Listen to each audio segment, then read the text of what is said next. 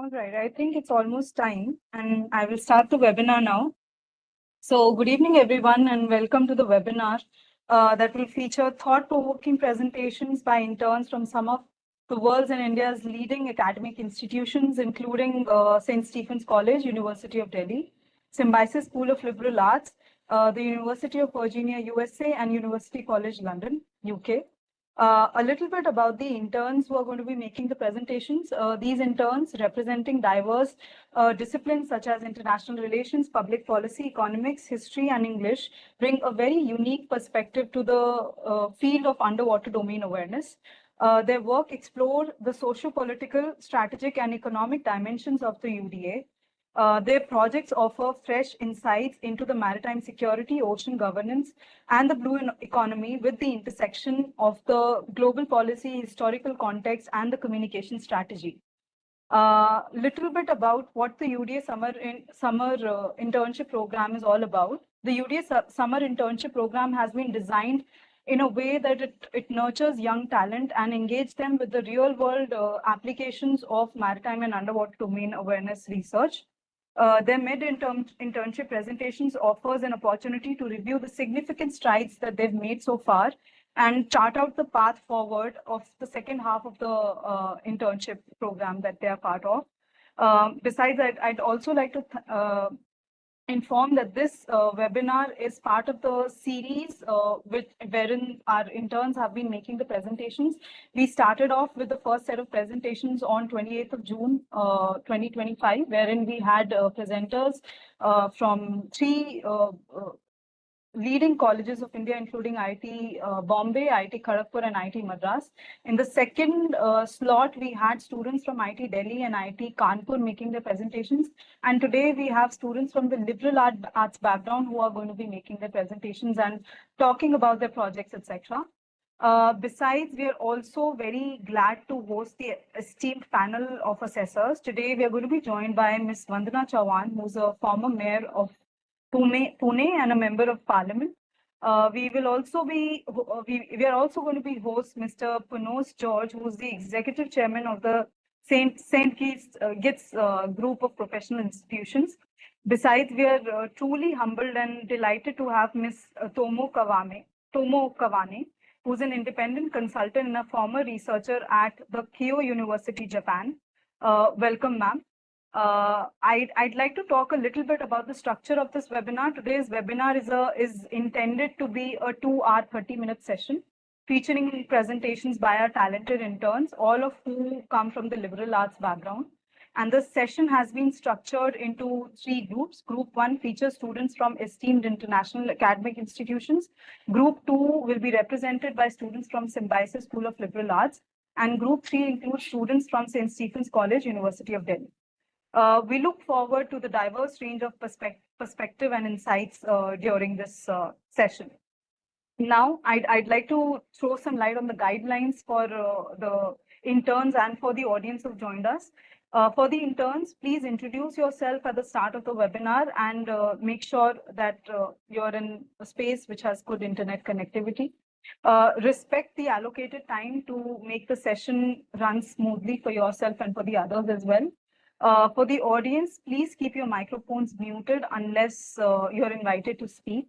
And you can always post relevant questions and feedback and keep the chat box alive by posting your comments and feedback in the chat box.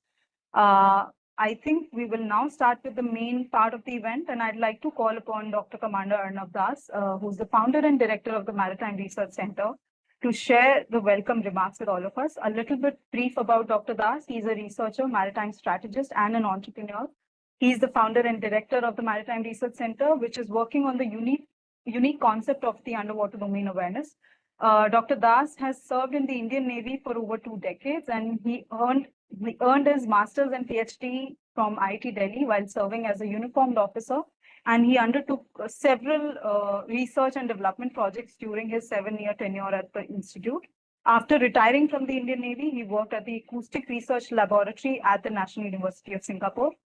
With this, I'd like to hand over the stage to Sir to share his comments. Over to you. Thank you, Nishtha. Thank you so much. And first and foremost, I think I must appreciate the efforts of our interns. They've done a great job in terms of bringing these projects to a level where we feel proud to present as MRC's work. But I must give due credit to these young interns from all over the world, and also to my team, which has Sridhar, Romich, Shlok, Catherine, of course, who have kind of mentored and guided them to bring it to that. And what I'm proud of is the multidisciplinary work that we do. I mean, you will see a spectrum of different types of projects which our interns and fellows have been kind of putting it, and that has built the body of work that we are so proud of. And I must also confess that the thoughts or some of the ideas that I have, it is these interns and fellows who have really worked hard to kind of mature them to an extent that, even I have learned so much more. I mean, I threw some ideas, but when it was put back to me, my learning also went to a different level. My talk will be, welcome remarks will be followed by Catherine, who will give a broader picture. As Nishtha also mentioned, we had a set of technical students, multidisciplinary students, and even some economic students also in the last batch, who looked at the various dimensions of the underwater domain awareness. You all know we focus only on the underwater domain awareness. And now, from a policy perspective and from a socio-economic perspective, the present lot of interns will be covering various topics. So, and I also want to thank the panel, which has agreed to come and spend time and kind of assess and give their comments on these projects. So Vandana ma'am will be joining shortly. Kawane ma'am, thank you very much. She's joining us all the way from Japan. And I have spent some time in Tokyo University, so I have very fond memory, and I really appreciate the professionalism and the deep thinking that they have been pursuing, and particularly in terms of ocean research. So we're also will be welcoming George Punu sir. He's traveling, but he has promised that he will join soon. So all of you, thank you so much, and all the best to the interns for the presentation. Nishtha, back to you. Thank you. So much, sir. Thanks for your welcome remarks. Now, I'd like to move on to introducing Catherine now. Catherine is the head of research and publication at the Maritime Research Center, and she has mentored and guided most of the interns who will be making the presentations today. So I'd hand over the mic to Catherine to introduce herself and give an overview of the projects that she guided the interns, or what her project overview of the work that she does at the Maritime Research Center. Over to you, Catherine. Hi everyone, good evening. I'm Catherine. I'll be presenting the policy interventions at Maritime Research Center.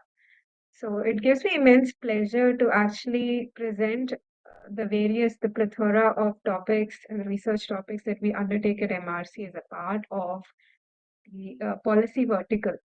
So at MRC broadly, we look at three verticals, which is technology, policy, and capacity building. And policy is one of the significant aspect that we look at, because these three combined leads to any proper impact of any intervention.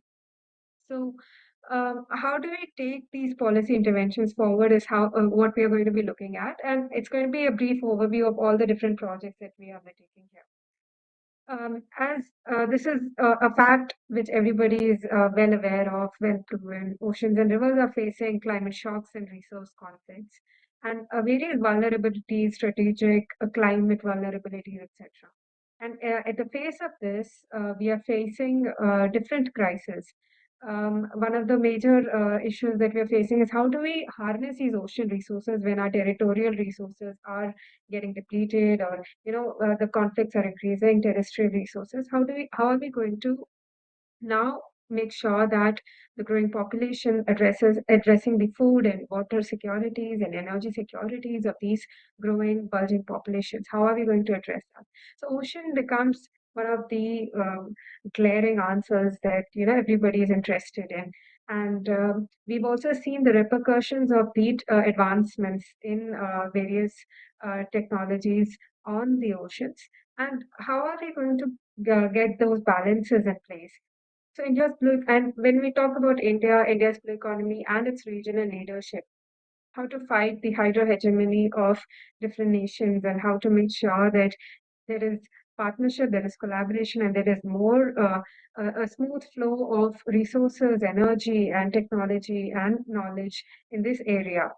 So, how do we also create the basis for data-driven governance? So, these are all issues that we are facing today, and MRC addresses these gaps by turning scientific research into actionable policies for coast, rivers, and subsea domains by making sure that we link the technological interventions, the capacity building, and the policy interventions, the frameworks, etc., into a seamless thread of actions.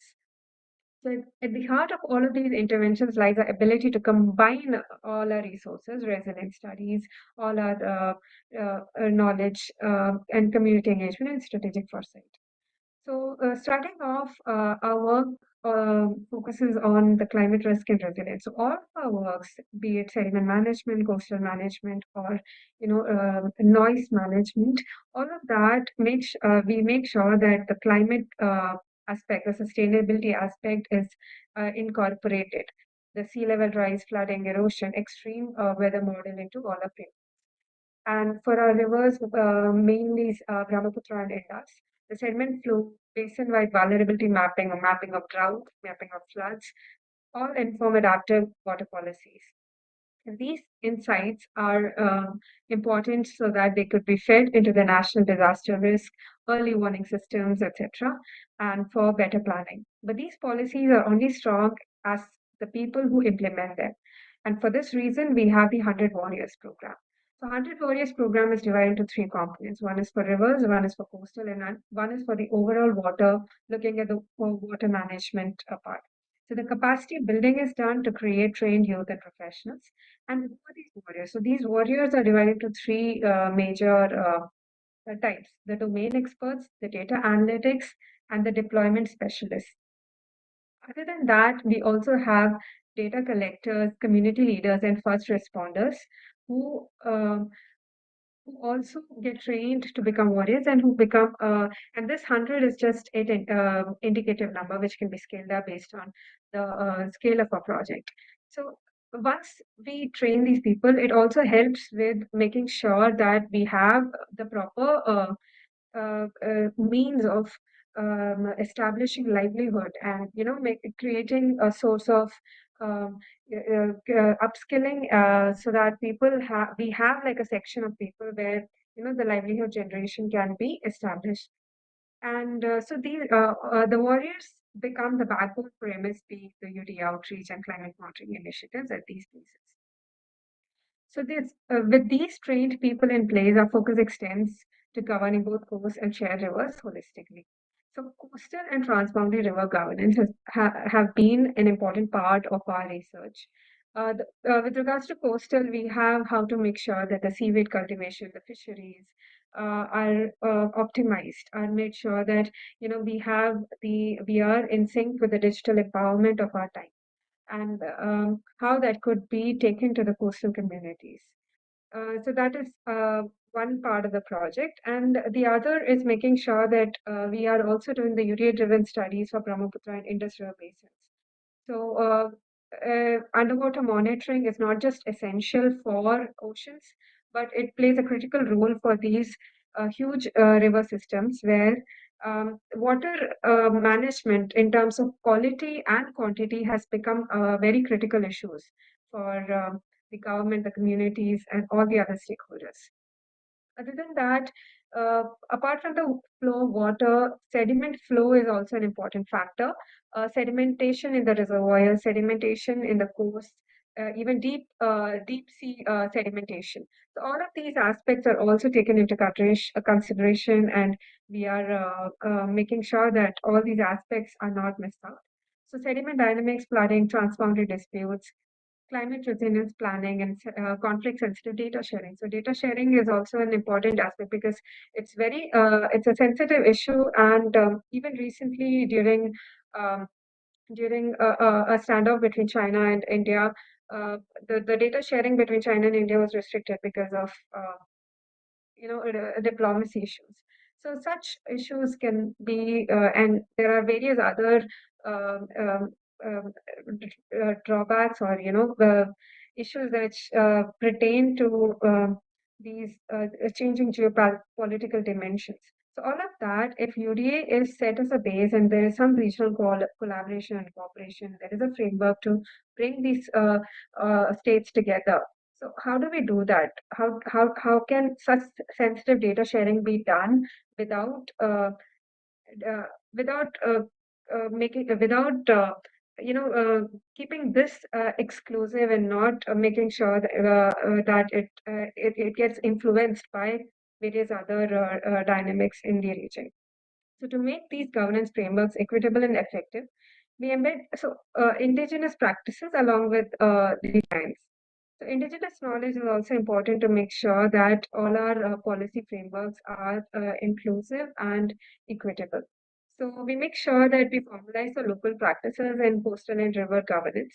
We encourage decolonial co-management models, and to bridge the community wisdom with adaptive governance framework. So what we're looking at is make sure we assess the knowledge in the place at present.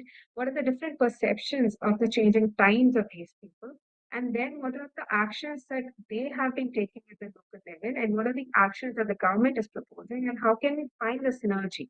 So that is basically the gist of the intelligence of knowledge integration. So with strong community foundation, MRC also strengthens strategic and economic governance. So recently we've undertaken plenty of field visits to Maharashtra, Veeraval, Ratnagiri, and even Kerala at present, where we are trying to gauge what are the different practices, what are the different perceptions, and what are the local actions that are in place. So marine spatial planning and submarine infrastructure, this is another policy take that we are undertaking right now. So we are developing frameworks to make sure that we have an MSP suitable for the tropical waters, and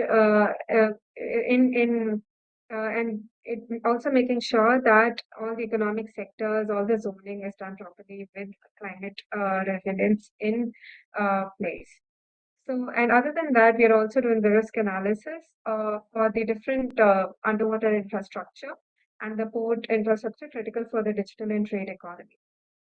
The culmination of all of these work has been our Marine Spatial Planning Handbook, which makes sure that we have put together all the policy, technology, and capacity building initiatives for the marine spatial planning in one place. Where when put together, we can see the blue economy trade-offs and all the factors that are going to be influencing the marine spatial planning, the actual execution. So managing the land and sea use isn't enough. So we also have to tackle the sediment and silt with proper frameworks. So which underpin the coastal and river stability. So for that, we are also looking at the sediment and silt policy and all the economic numbers that are required to justify such a policy. So this is a research-driven policy on dredging and erosion and riverine transport, which uses economic and UDA modeling to create national guidelines.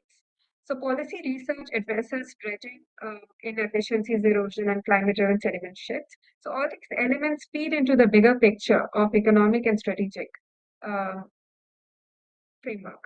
So here we have the final leg of the project, which is the geoeconomic, geopolitics, and the blue economy accounting. So here we are assessing the different sectors. We are doing sectoral analysis of what is happening in the major coastal and riverine sectors, and trying to create a framework, accounting framework that integrates the SDG and ESG metrics for investors and governments.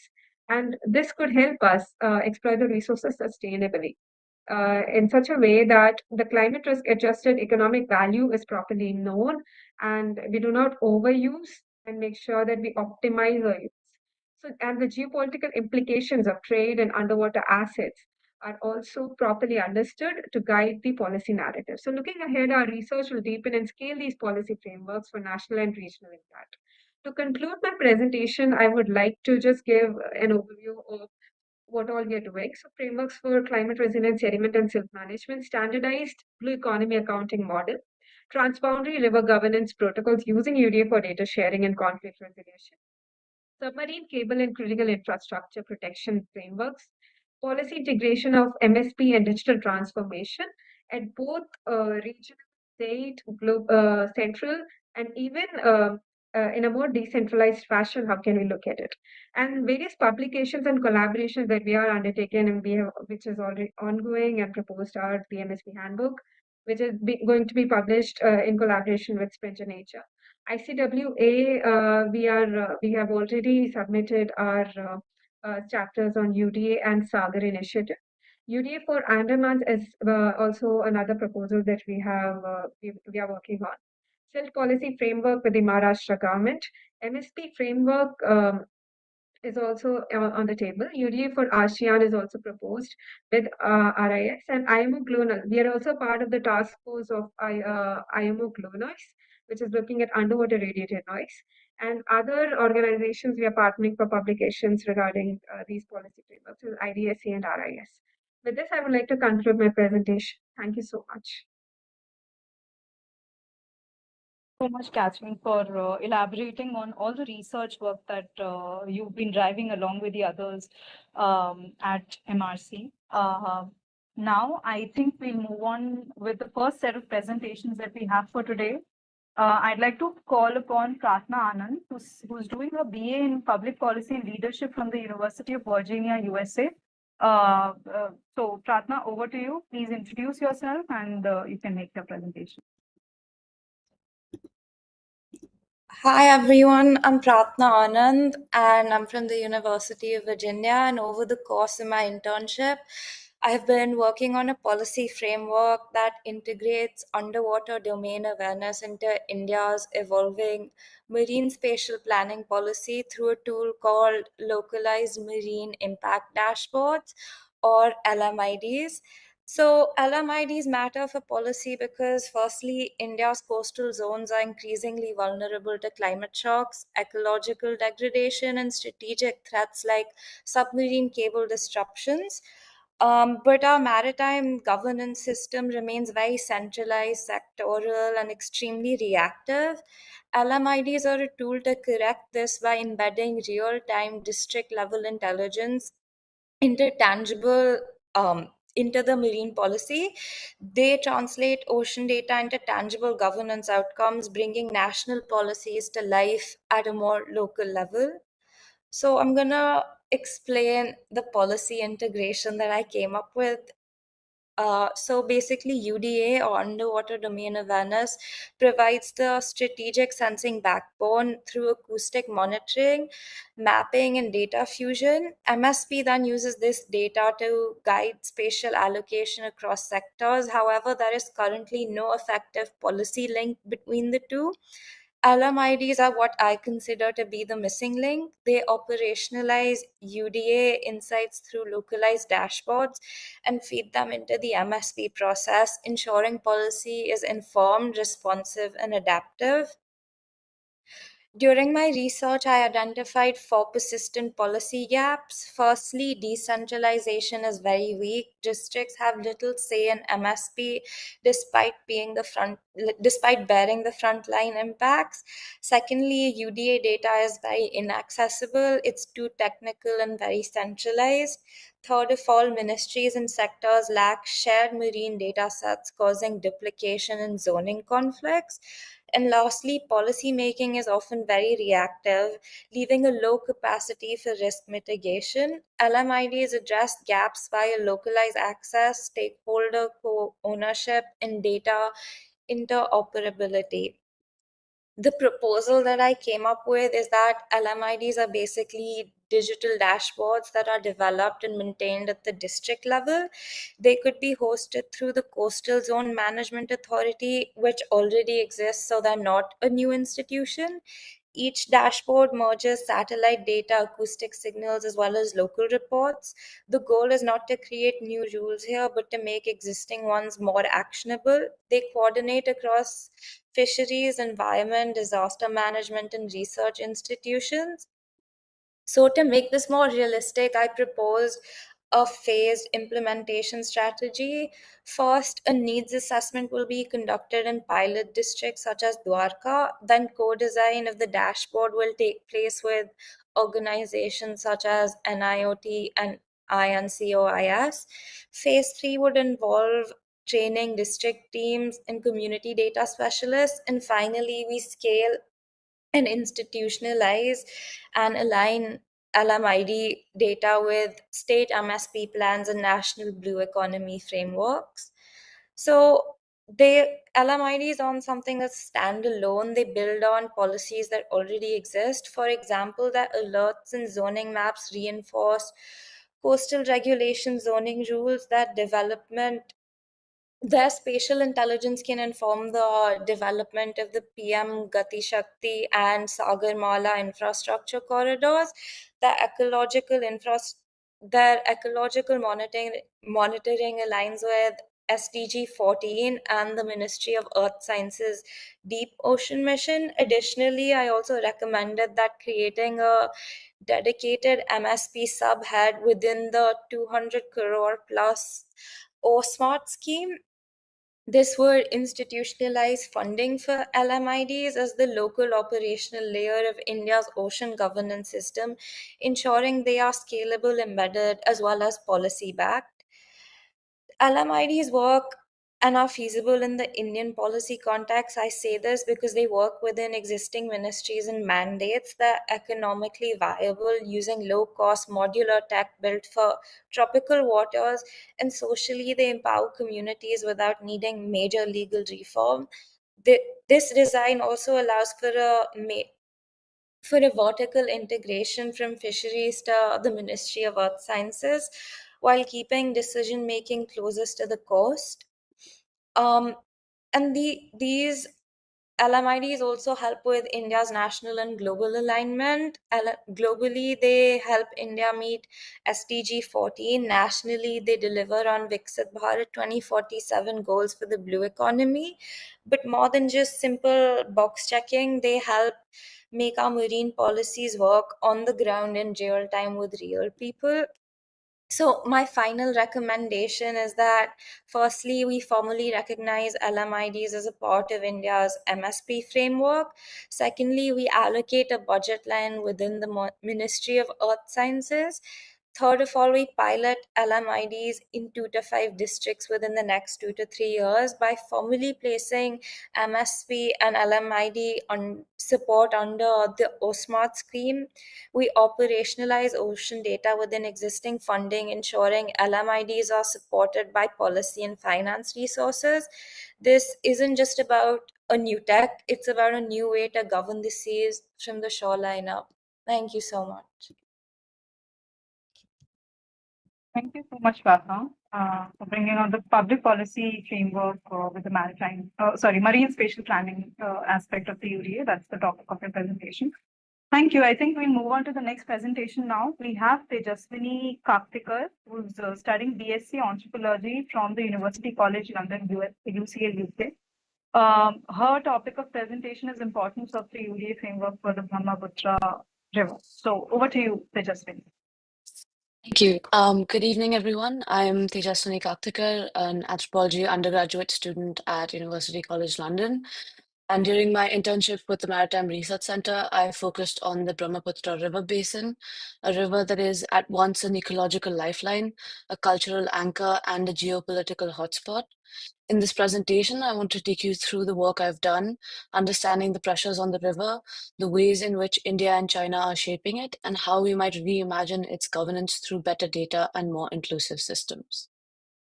So I began my internship with a broad-scale literature review looking at peer-reviewed scholarly work and policy documents on the Brahmaputra River. I then approached my research from 4 angles, the first being water security and how floods, sediment, and water quality are changing. The second being the China factor and how upstream control through dams is shaping flows in politics.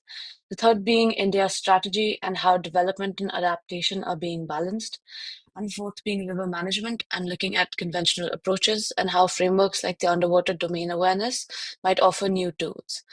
Throughout the course of my research, I found that each of these threads builds into one another.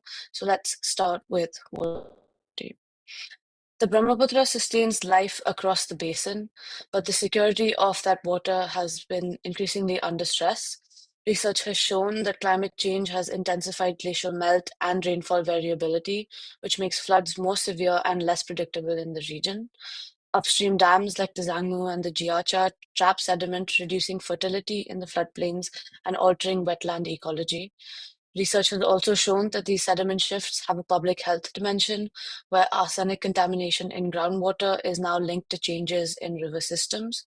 So when we talk about water security here, it's not just about availability, it's about timing, quality, and predictability as well, which brings us to the second major factor in shaping the basin, which is so China is the upper riparian and its policies carry enormous influence downstream.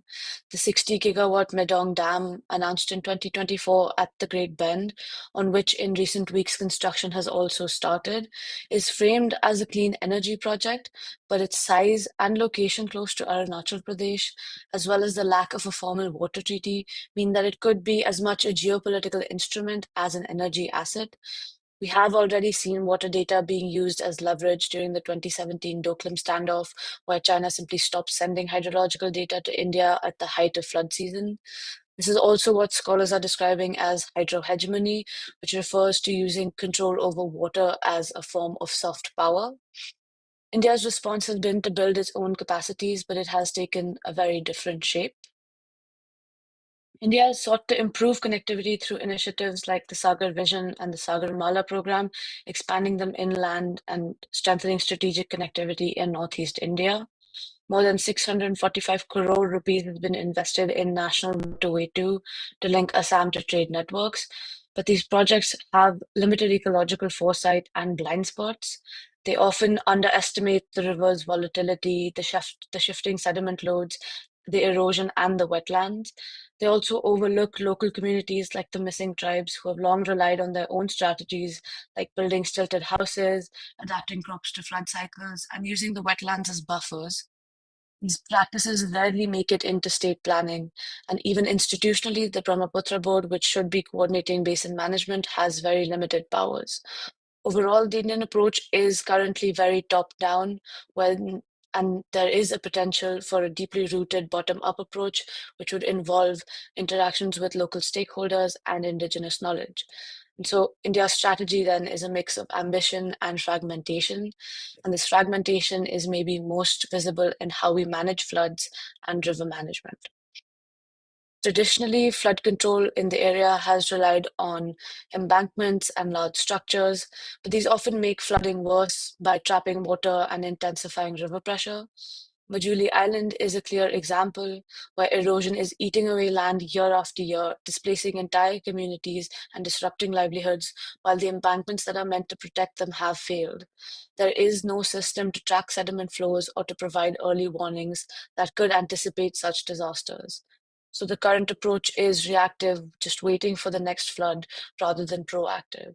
So what could we do differently, which is where the underwater domain awareness.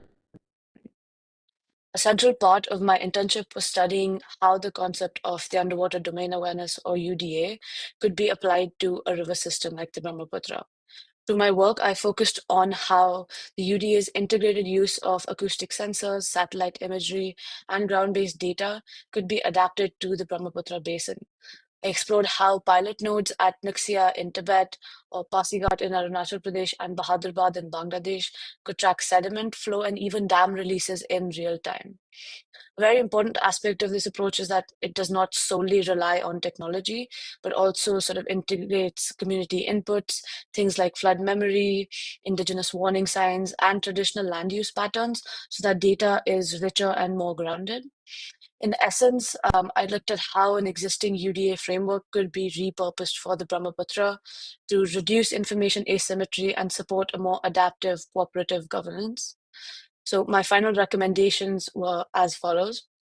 First would be to, of course, establish a formal Brahmaputra River Commission for cooperation across riparian states. Second would be to use the UDA tools, like I discussed before, to build a live picture of sediment and flood conditions and share that openly. The third would be to combine these data sets with indigenous knowledge and community-led monitoring for a richer database. There is an incredible potential for a proactive anticipatory governance model rather than just reactive crisis management in the Brahmaputra basin. This would then involve using things like open source information, like satellite data and dam records, to build our own evidence base, even in the absence of a formal treaty. This evidence base would also then include things like studying how China engages in other basins like the Mekong and the Irtish to anticipate diplomatic patterns, as well as exploring the use of legal frameworks like WTO norms or BRI environmental standards, as well as international water law to then expand this toolkit. The key here again is to move from a reactive crisis management approach to anticipatory data-driven policy. Of course, as with any work, my work had limitations. It was based solely on open source English language literature. I did not have access to upstream Chinese data sets or internal hydropower planning documents, as well as the capability to translate Mandarin language documents. Furthermore, the application of the UDA to rivers is still, of course, a conceptual idea that needs to be piloted. Looking ahead, future work needs to model sediment flows more rigorously, benchmark diplomacy across basins, explore legal levers, and build pilot projects to test UDA nodes in real-world settings. The Brahmaputra is a test case, and it forces us to think about rivers as more than just water. They are political, cultural, and ecological systems, and to manage them sustainably, we need to combine diplomacy, science, and local knowledge. And if we can make that shift, the Brahmaputra could be a model for inclusive, cooperative governance rather than a site of escalating competition. Thank you. Thank you. Thanks, Tejaswini, for your comprehensive presentation about your project at MRC. With this, we've concluded the presentations by the Group 1 members, and now we move on to the presentations by Group 2. In Group 2, we have students from Symbiosis School of Liberal Arts, Pune, who will be making the presentations and they'll be talking about their projects. So first, I'd like to call upon Rajalakshmi Vaikom, who's studying international relations at SSLA, who's going to be making her presentation on the topic. UDA for effective, she's going to be making her presentation on the topic related to the maritime security in the Northeast. Over to you, Rajalakshmi.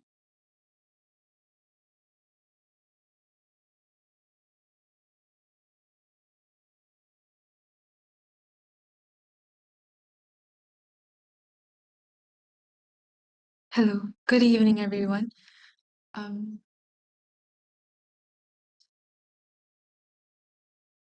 Good evening. I'm Vaikom Rajalakshmi, a research intern at the Maritime Research Center and a fourth-year student at SSLA studying international relations as a major and minoring in anthropology and bio. Today, I'll be presenting on my research project that specifically looks at the intersection of geopolitics, conflict, and sustainability, water insurgency, and geopolitics in Northeast India. This presentation will explore how water is both a vital resource and a potential priority in the region, and how innovative frameworks like UDA, underwater domain awareness, can offer solutions to long-standing and emerging challenges. These are the contents that we'll be discussing over the presentation. First, we'll look into how the Northeast India is constituted and what the physiographic landscape and geostrategic location refers to, and how the political development of the area began, and essentially how water as a critical strategic asset becomes is an integral part of the livelihoods of the people. And then look at the challenges to the water security faced by the people and how this can be integrated within the UDA framework by using an integrative approach, looking at both traditional knowledge and the modern technology. So We need to first understand how Northeast is constituted. It comprises of 8 states: Assam, Manipur, Arunachal Pradesh, Nagaland, Mizoram, Meghalaya, Tripura, and Sikkim. Most people, when they hear of Northeast, they associate a homogeneous identity to the communities and also to the topography. However, it is important to keep in mind that it is not a homogeneous unit, and its diversity is parallel to how we describe India as a diverse country. The region is home to more than 200 ethnic groups who have different cultural practices, and a fundamental characteristics also lies in the cultural and familial ties that often cross national boundaries. As Korean has described, that the border is both an invisible and integral aspect of their social existence. It has diverse sets of fundamentally, it has diverse sets of physiographic features, which include hilly terrains, riverine systems, plateau, and plains. And it is connected to the Indian mainland through a very narrow stretch, which is only of 22 kilometers, called the Siliguri Corridor, and shares over 5,000 kilometers of porous borders with 5 countries. Additionally, the hostile political development where administrative decisions such as the 1956 state reorganization, where whimsical boundary fixing occurred, led to grievances and perceived subjugation of the local identities. And additionally, the Chinese infrastructure buildup in nearby Chumbi Valley poses a security risk for India. These are very few instances that I have described. However, the political identities which exist in this region is immensely complicated with different demands and requirements. This deeply embedded regional complexity leads to emergence for insurgency and conflicts, and thus leading to thus demanding a multidimensional governance. Looking at this complex political scape, water plays an important role in Northeast India as both as a source of life and as a geopolitical fault line. This is often an overlooked aspect when it comes to addressing the demands of the communities, because whenever we talk of Northeast, we have always focused on the insurgency part, but never at the root causes or the demands that the people have. So through this research, I'm presenting a case that water is intricately connected to the lives of the people and the practices, as this pictures depict. It's integral to their daily and cultural practices. Their basis of livelihood includes agriculture, pisciculture, trade, transport, which are all derived from these water sources. And thus, culturally, water has been an important part of their lives. Thus, while addressing the issues of Northeast, water becomes an integral issue. The study focuses mainly on the study I'm conducting mainly focuses on 2 riverine systems, the Brahmaputra and the Barak River system. Brahmaputra is one of the largest river and thus also carries the heaviest sediment load. While Barak originates in Manipur, it flows through Mizoram, Assam, and then joins Brahmaputra and flows down in the Bangladesh Bay of Bengal.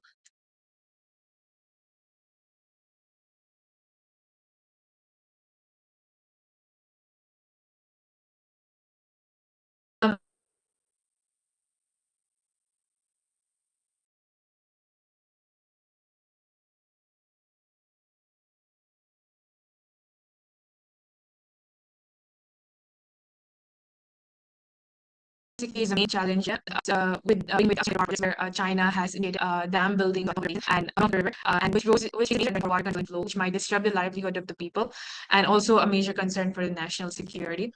On top of this, pollution from untreated industrial and mining waste, climate change impacts, which have increased the frequency of flash floods and erosion drastically, leading to ecological recent years have also the drastic increase in flash floods for which can be seen in news reports where Manipur and Assam have faced dangerous levels of damages.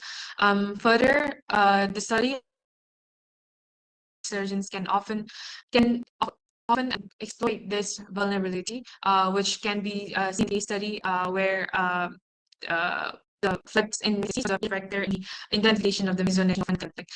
The nexus between narcotics and insurgency, another concern which can be seen with these sports, where there has been a major surge in drugs within this riverine territory. So traditional measures have fail to capture the full scope of this risk, especially those hidden in the water domain. This is where UDA framework becomes relevant, and it offers a comprehensive approach to water governance and security by integrating technology, local knowledge, and cross-sector coordination. However, before we dive into UDA framework, I think it's important to also acknowledge the rich traditional ecological knowledge that already exists in the region. Various case studies that I have looked into includes the Boro People's Dong system, which is a main-made community channel having an average spread of 7 to 15 kilometers to channel water from available sources. The Mighty community spawned dikes for cultivating colocasia to prevent soil erosion and also promote ecological balance, and also the pond management system where in practice in Assam, where coconut trees are planted to prevent soil erosion. With this, I'm presenting a case that any modern intervention must always collaborate with local wisdom and the local traditional knowledge and not replace it.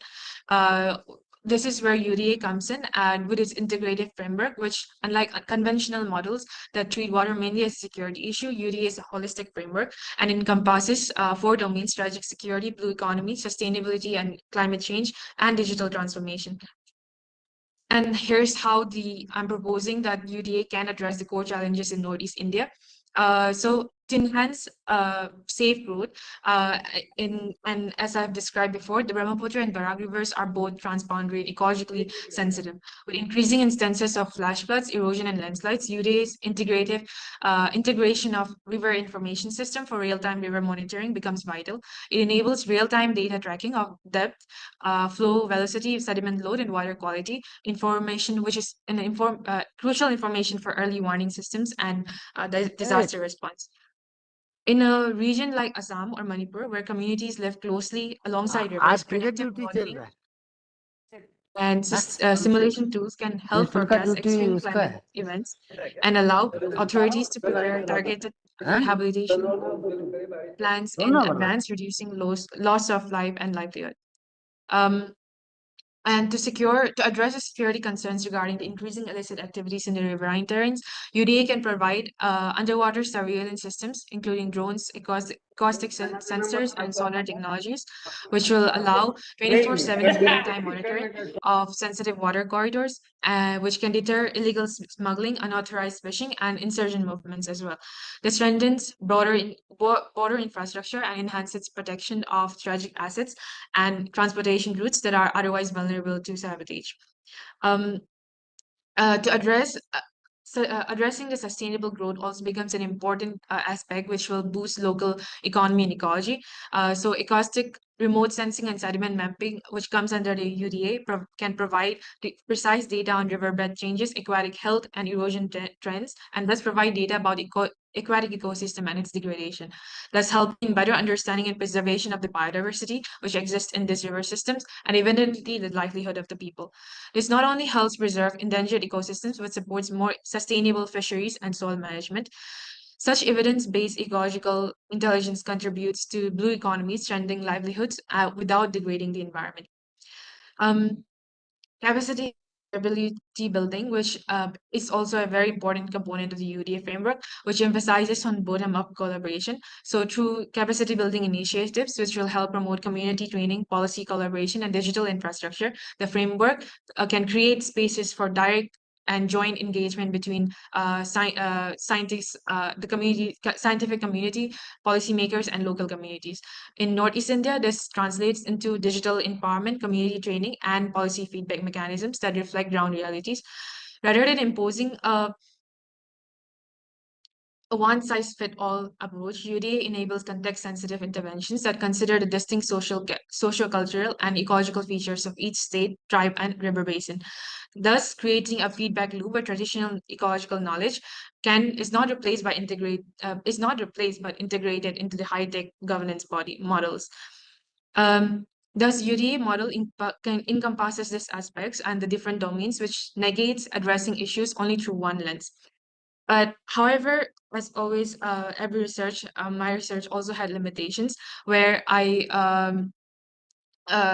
found considerable gaps in data addressing how water and water domain can be utilized by the insurgent groups as their smuggling routes, or can use these issues to retaliate against the state. There's very little initiative done by the government to incorporate local knowledge and people into addressing these issues.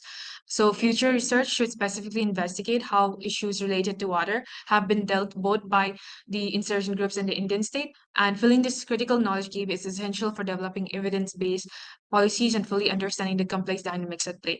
And moving forward, we must I'm proposing to conduct in-depth research on the aquatic ecosystem degradation and explore how UDA tools, when integrated with community knowledge, can help build climate and conflict resilience. I conclude by stating that the Northeast strategic importance is matched only by its fragility. Water lies at the heart of its identity, economy, and conflict. The underwater domain awareness offers us a rare opportunity to look beneath the surface, literally and strategically. By combining surveillance, sustainability, and indigenous knowledge, UDA can help shift water from a source of vulnerability to a pillar of stability. With that, I conclude my presentation. Thank you. Thank you, Rajlakshmi. Thank you for your presentation. So before we move on to the next presenter, I'd request the audience to keep the microphones off when the presenter is making presentation. Next, I'd like to call upon Palak Jindal, who's studying international relations at the Symbiosis School of Liberal Arts, to make her presentation. And the topic of her presentation is India's engagement with the IORA. Over to you, Palak.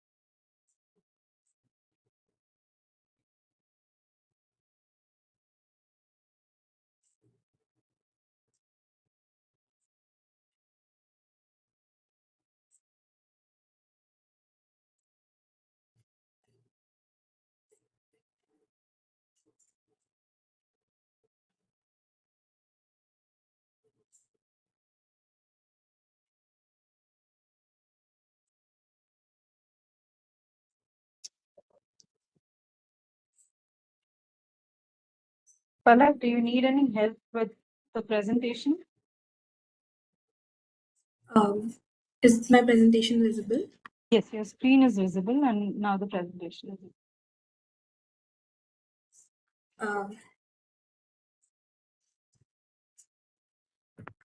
Hello everyone, I'm Palak Jindal. I'm a fourth year student at Symbiosis School for Liberal Arts, and I will be today sharing my findings from my research on aligning the IORA pillars with the UDA framework to boost regional cooperation and resilience.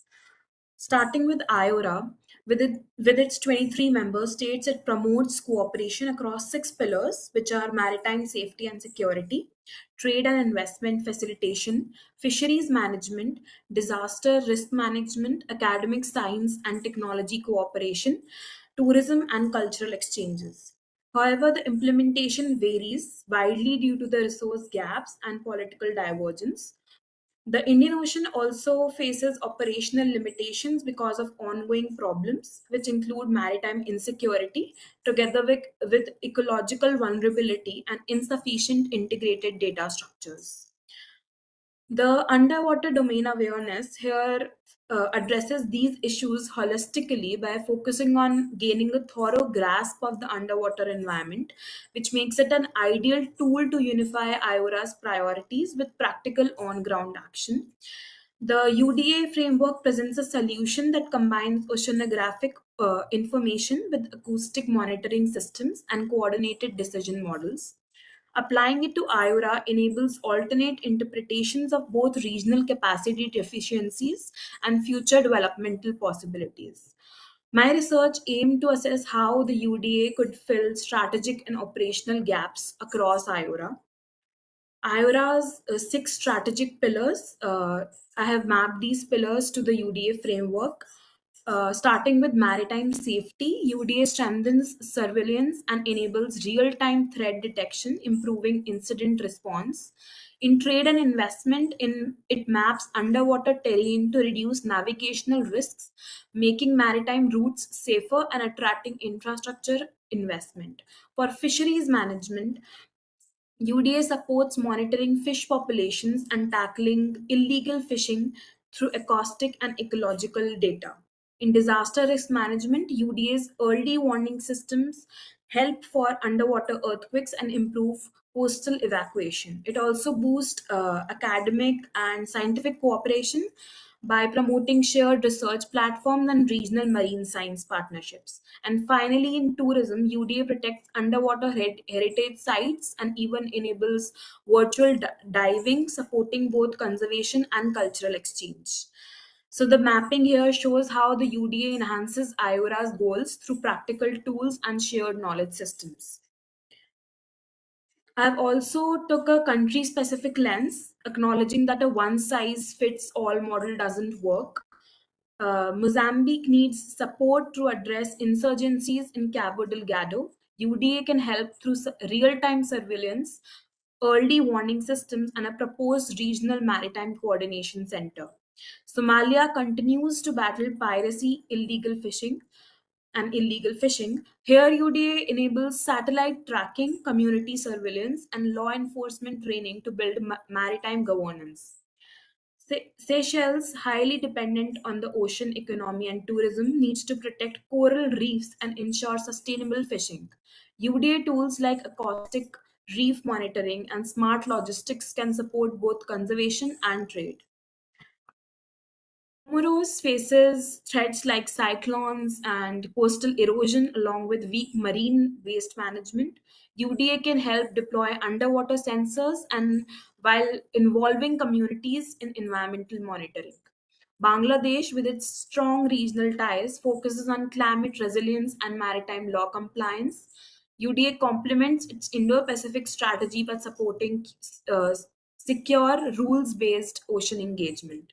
And for Singapore, aiming to lead in green port innovation, is already piloting AI based port defense systems under the IORA UDA innovation. Here digital transformation is important through the especially through the marine spatial planning, which is a key to strengthening the UDA framework in IORA.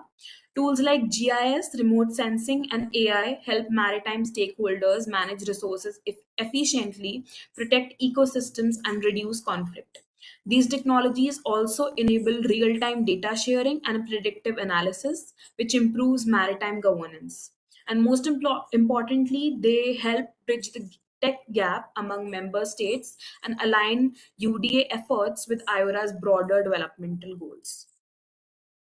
But despite these promising alignments, there are several challenges which remain, starting with legal framework across IORA countries, which are still fragmented. Many states lack the digital infrastructure and funds to implement UDA initiatives.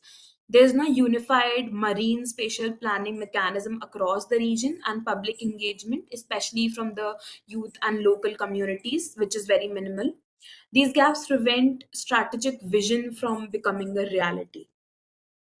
Some of my recommendations for this would be establishing a regional center of excellence for underwater domain awareness by dedicating it to the UDA research and training along with policy development. The center will serve as a knowledge exchange platform to help member states develop their capacity for underwater domain awareness. This can also support the rollout of pilot projects in countries like Mozambique and Somalia, where maritime insecurity and limited institutional capacity demand urgent intervention.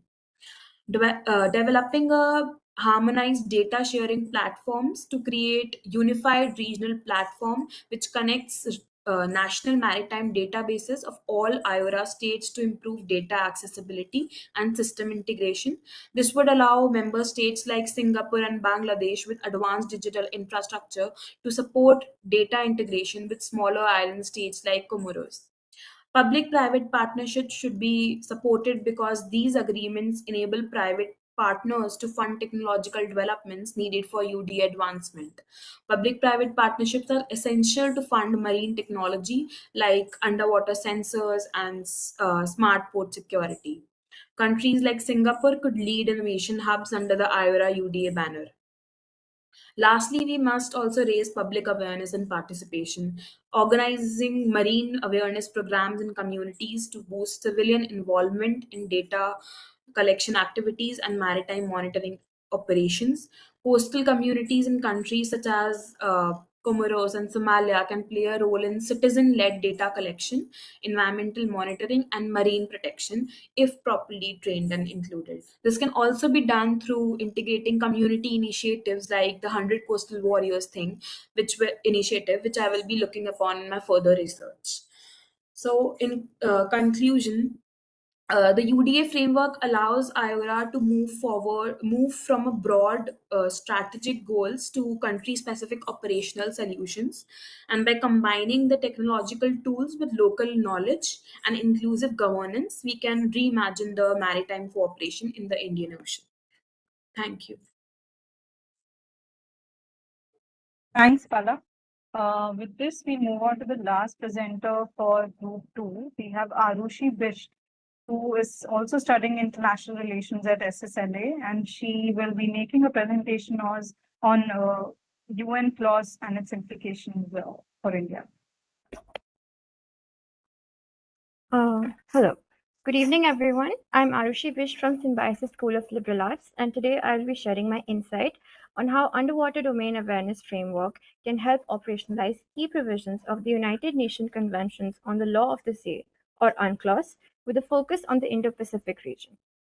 UNCLOS is often described as the Constitution of the Oceans, and it came into force in 1994, providing a legal framework for all marine and maritime activities. It covers everything from maritime zones and resource rights to navigation, environmental protection, and dispute resolution. But UNCLOS, while ambitious and comprehensive in its language, often falls short in implementation, particularly in regions like the Indo-Pacific, where geopolitical tensions, weak enforcement, and environmental pressures intersect to form one of the most globally contested maritime spaces. There is a clear gap between what the treaty outlines and what states are able or willing to do. This is where the UDA framework comes in, by offering the technical infrastructure, sensor networks, and data sharing mechanisms that UNCLOS lacks. Through my research, I have found 4 major operational gaps which the UDA framework can help bridge. Let's begin with environmental protection, which is addressed in Part 12 of the UNCLOS, that is, Articles 192 to 206. These articles place broad obligations on states to prevent marine pollution and conduct environmental impact assessments. However, these obligations are often vague and difficult to enforce. For example, take underwater noise. Even though UNCLOS defines energy as a form of pollution, it has no concrete rules to limit sonar use or ship noise, which is a major issue in biodiversity hotspots like the Bay of Bengal or the South China Sea. The impacts on marine mammals, reef ecosystems, and even fish migration are well documented, yet the Convention remains silent on practical measures. The UDA framework offers a direct solution here. Using passive acoustic sensors and autonomous underwater vehicles, or AUVs, one can detect and localize noise hotspots. By mapping where ship engines and sonar use are concentrated, it becomes possible to introduce speed limits or seasonal quiet zones, turning vague duties into actual governance tools. The UDA also tackles the issue of sediment runoff. For instance, in the Mekong Delta, high-resolution turbidity monitoring can track sediment loads from upstream dams, allowing coastal states to understand how activities in other countries are affecting their marine ecosystems. This data can then trigger targeted EIAs, something UNCLOS calls for but cannot operationalize on its own. And when we look at large-scale environmental damage, like China's island building and dredging in the Spratlys, which has destroyed nearly 19 square kilometers of reef, it's clear that UNCLOS has no teeth. But UDA, with satellite-linked hydrophones and sediment sensors, can at least document and quantify the destruction. That is the first step towards accountability, even when formal enforcement isn't immediately possible. Next, let's turn to Part 5, which governs exclusive economic zones, or EEZs, and fisheries management. UNCLOS Article 61 says that coastal states must manage fish stocks sustainably and share scientific data. However, many Indo-Pacific countries lack the capacity to monitor their waters. Meanwhile, distant water fishing fleets, especially from China, operate with impunity. Illegal, unreported, and unregulated IUU fishing is rampant. The Bay of Bengal alone supports over 4.5 million fish workers, yet its fisheries are severely threatened by IUU practices. These are not just environmental concerns, but socio-economic threats to livelihoods and food security. The UDA framework addresses this by enabling real-time vessel tracking using a combination of hydrophones and AIS data. Even if a vessel turns off its transponder, its engine noise or sonar pings are still detectable in this way. AUVs equipped with echo sounders can also estimate fish biomass and reef health, which is essential for evidence-based fisheries management. With this kind of baseline data, regulations can be tailored to fit actual conditions. In practice, the UDA framework makes it possible for countries like India and Bangladesh to collaborate, deploying joint sensor arrays to monitor trawler activity and share findings. This data can then be fed into regional fisheries organizations, building trust as well as exposing discrepancies in catch reports or access agreements. This leads us to the next operational gap. UNCLOS Articles 122 and 123 encourage states in semi-enclosed seas like the Bay of Bengal or the South China Sea to cooperate on marine management. These areas involve overlapping interests and high marine traffic, making cooperation essential. But again, these articles are purely aspirational. There is no mechanism forcing countries to share data or conduct joint research. Cooperation remains voluntary and often absent. The UDA transforms this dynamic. It promotes interoperable sensor networks and common data platforms that can link multiple countries. For example, real-time data from Indonesian, Malaysian, and Indian sensors could be integrated to form a big picture view of the Bay of Bengal. Regional observatories can use shared hydrophones, turbidity sensors, and even drones to monitor and respond to environmental events such as oil spills or sediment plumes across borders. This isn't just about technology, it's about trust building. By making data openly accessible and jointly collected, states can cooperate even when they disagree on sovereignty. By generating jointly owned data, the UDA reduces suspicion and builds the kind of trust that UNCLOS recommends but cannot engineer by itself. Next, UNCLOS Part 15 sets out peaceful dispute resolution mechanisms, such as the International Tribunal for Law of the Sea, the International Court of Justice, and arbitration panels. But participation is voluntary, and these mechanisms often avoid politically sensitive issues like sovereignty.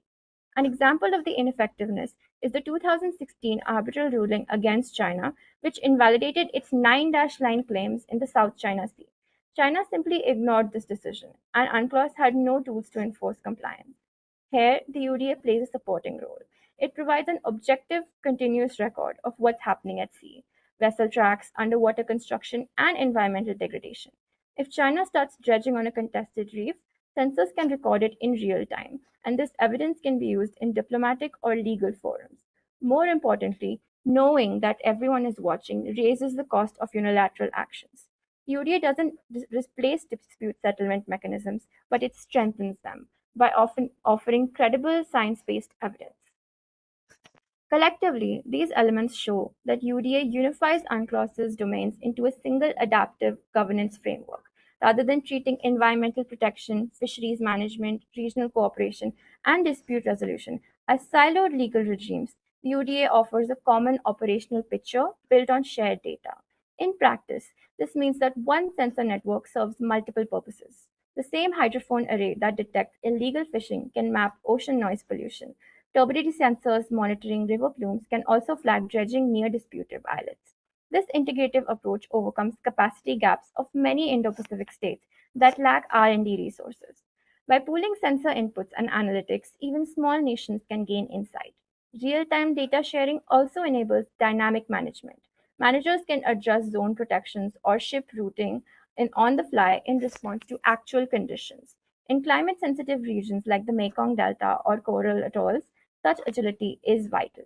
While static UNCLOS prescriptions fall short in a changing ocean, UDA makes governance adaptive by facilitating instant risk assessment and regulatory tuning. Ultimately, by enabling collaborative monitoring and continuous information flow, the UDA framework empowers littoral states to act on UNCLOS principles and not just affirm them, fostering sustainable stewardship of the shared seas even when the political will is lacking. Thank you. Thanks, Arushi, for your presentation. With this, we've concluded with the presentations of Group 2. Now we'll move on to the first speaker of the Group 3. I'd like to introduce Diya Rao, who's studying history at St. Stephen's College, University of Delhi. And the topic of her presentation is marginalization and revival of traditional knowledge in Indian maritime policy. Over to you, Diya. Thank you.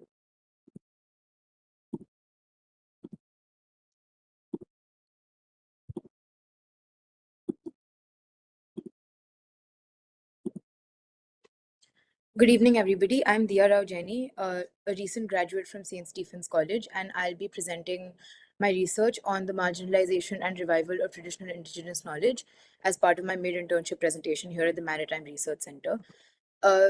Some key features that I'll be touching upon in my presentation are the limitations of my study. Secondly, I'll be moving on to defining indigenous knowledge, and then the primary issues that that come up from this definition, which is the nexus between knowledge and power and a disjunct between policy and reality. And I'll be ending with my recommendations for the way forward. So in terms of limitations, of course, in my research, there is a reliance on English language secondary sources.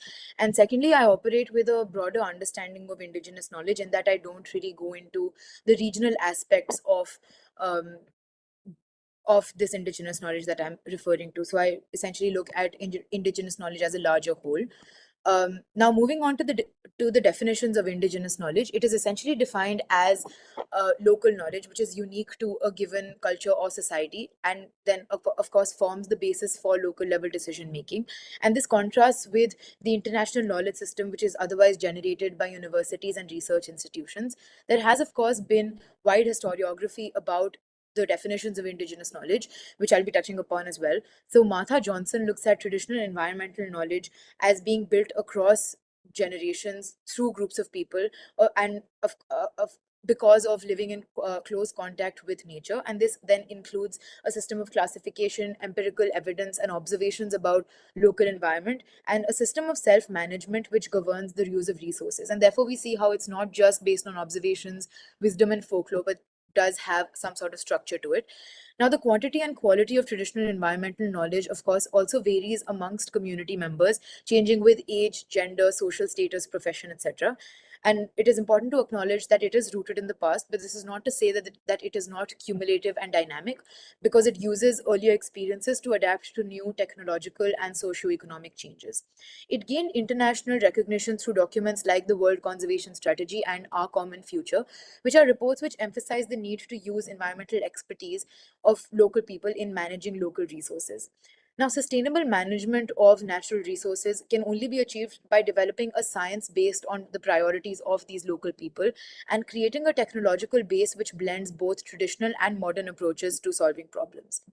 Next, Vander Bleikand looks at how essentially ideas, experiences, and information generated either locally or elsewhere, but it's transformed by locals and then incorporated into the local lifestyle.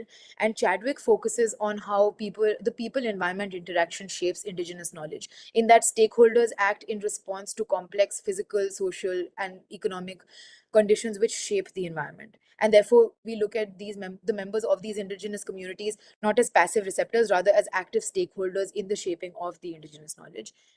Now, from this discussion on the definitions, I identified two major issues, which is firstly the nexus of knowledge and power, and secondly, a disjunct between policy and reality.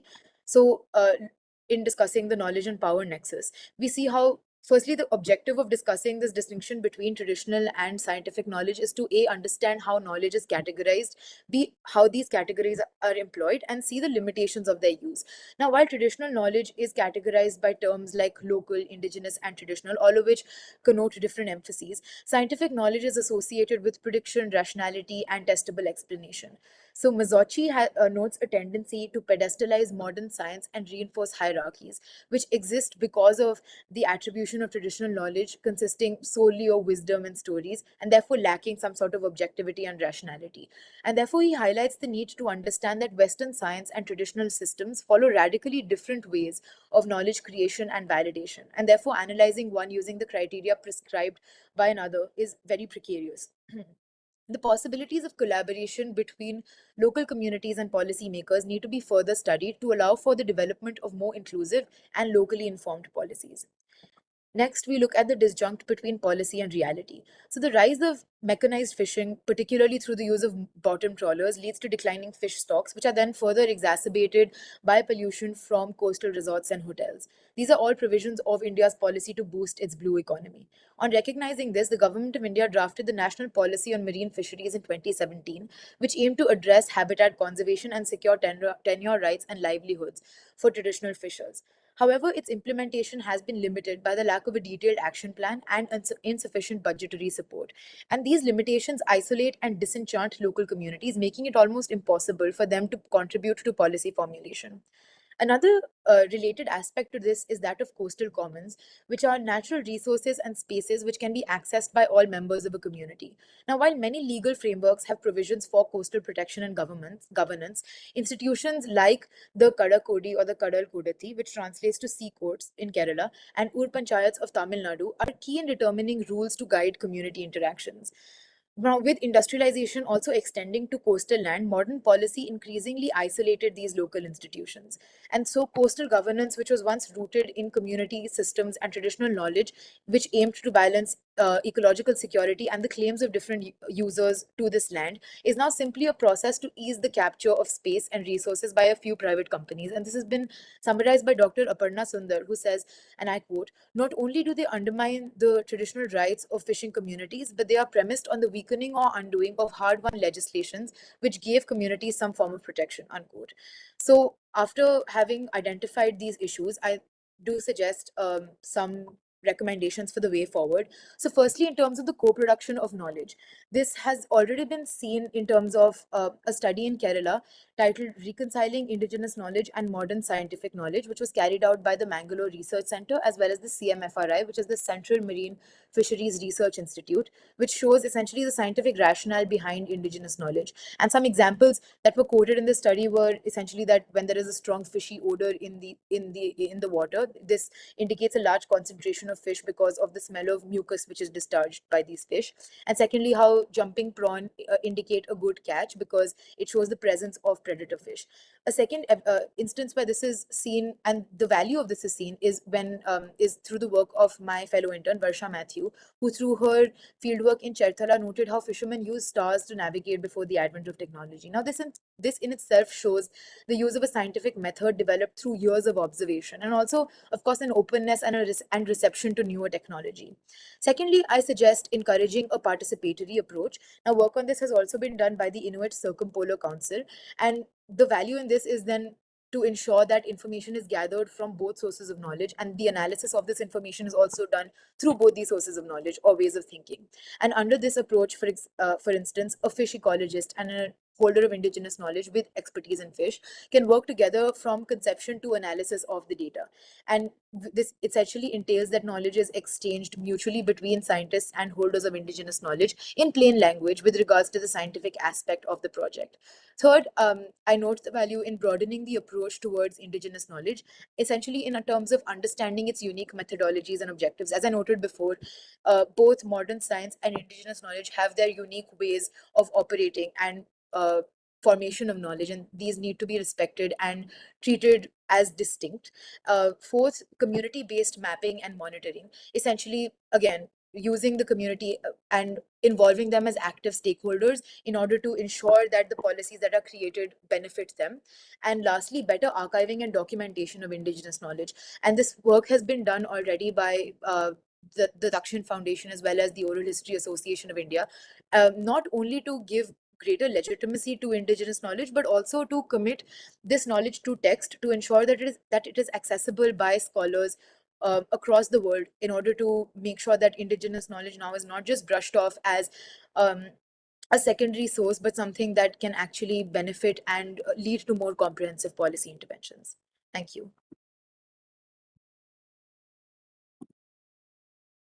you, Dia. Thanks for your insightful presentation on indigenous knowledge and traditional practices. It's very apt at a time when UN is going to be celebrating and commemorating the International Day of World's Indigenous People on August 9th, which can leverage the 100 Coastal Warriors initiative, which has been spearheaded by the Maritime Research Center. So thanks a lot. With this, I'd like to pause the presentations for a bit, and we'd have the comments by one of our assessors, Mr. Punos George. A little bit introduction about Mr. Punos George. He's an accomplished engineer, lawyer, and visionary educational entrepreneur with over 3 decades of experience spanning in various industries, including plantation, finance, and higher education. He has served as the executive chairman of the St. Kitts group of professional institutions since 2012, guiding the institution to the top ranks in engineering and management education in Kerala. Beyond education, Mr. George holds leadership roles in multiple firms.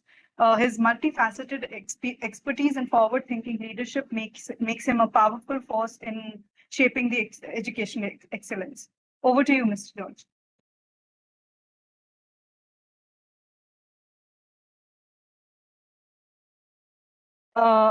So you're muted. Perhaps you can unmute yourself. Sorry. I am very much thankful to to my friend Arnab as well as all the other colleagues for inviting me to this session. In fact, almost all the sessions which I heard from 340 was very enlightening, and it is actually a world of opportunities which is opening for the global trade and global green economy. In fact, if you generalized way, in India, we have not tapped the potential of the coastal shipping. Even after the enabling regulations have been passed in 2024, and even after the policy support from various ministries, still we are not in a big league with. That is mainly because of the lack of our own flag ships, Indian ships wearing Indian flag, as well as our own robust and seamless procedures in enabling entrepreneurship in this area. And I would like the research to be taken up with that aspect also. I compliment the trainees who have been doing the research on various subjects, especially in marine biology, because now it is the era of marine farms, and we have a lot of exciting opportunities there also. With due respect to the marine ecosystem, with not only taking from the marine system, but also giving proper guidance to the stakeholders. I think the research will give a lot of research and studies in this area will give a lot of leverage for that. Say, for example, we have a very good ecosystem in our Thoothukudi and that area in which in between Sri Lanka and southern Tamil Nadu, and there are a lot of cultural benefits also, because almost all the villages are depending upon the marine ecosystem, and they are culturally as well as socially connected with that. So it is a very good boost that students from various schools and universities are doing such human leadership and studies into this area. I compliment and appreciate. Please excuse me since I am in traveling in another country, but I wanted to attend this, and thank you for the opportunity, and especially thank you, Professor Arnab Das, also. Thank you. Thank you. Thank you so much for joining us, sir. I know you're traveling, but in spite of that, you agreed to join us, sir. Really appreciate your thing, and we'll continue our discussions on this. So much, sir. Thank you. Thank you. Back to you, Nishtha.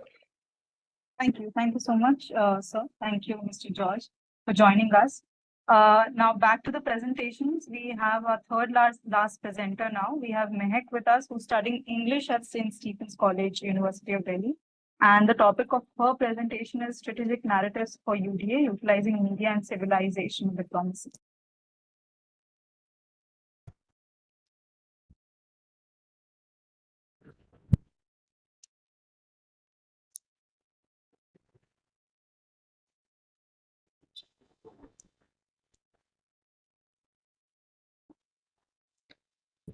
Hi, I'm Meg. As ma'am said, I'm an English student at St. Stephen's College. I'll be presenting on how strategic narratives can be made and utilized for UDA using media and civilizational diplomacy. Just give me a second, please.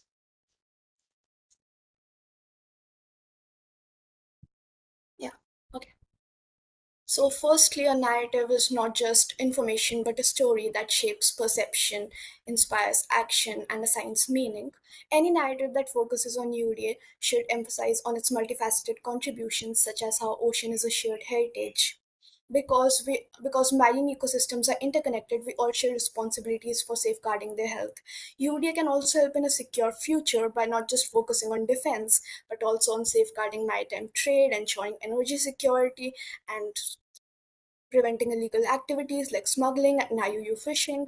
It can also act as a blue economy enabler because it can allow for sustainable growth in sectors such as fisheries, aquaculture, offshore energy, and even marine tourism. It can act as a guardian of tropical waters. So now tropical waters face unique challenges and opportunities such as suboptimal performance of conventional sonars. So how UDA can help in the same? It can provide a localized and innovative solution for that. It can also play an important role in being eyes pin at the base for disaster resilience by preventing disasters by giving early warnings for storms and tsunamis, and also focusing on HADR operations, that are humanitarian assistance and disaster relief operations, by providing real-time data. Thus, there's an overall need to build public awareness, attract talent, encourage investment, and influence policymaking to ensure that UDA is prioritized. The first strategy could be to directly engage with diverse stakeholders using social media and workshops. This needs to be a 6-step process. We need to understand stakeholders and their needs as well as expectations. We need to modify communication channels to adhere to the same. Transparency and trust building needs to be a long-term process. The communication needs to be two-way, so it's not just us who are sharing information, but they're also giving their feedback and reviews through discussions and question and answer sessions. Cultural sensitivity plays a really important role, especially in the South Asian and the Indian context, where we need to use vernacular languages and also focus on visual content to engage with areas with low literacy rates. Expectations need to be managed and sustained over a long term period. So, again, the process needs to be really comprehensive. The first stakeholder group that we can engage with would be policymakers and bureaucrats. This can be done through tailored digital reports, workshops, as well as webinars and so on.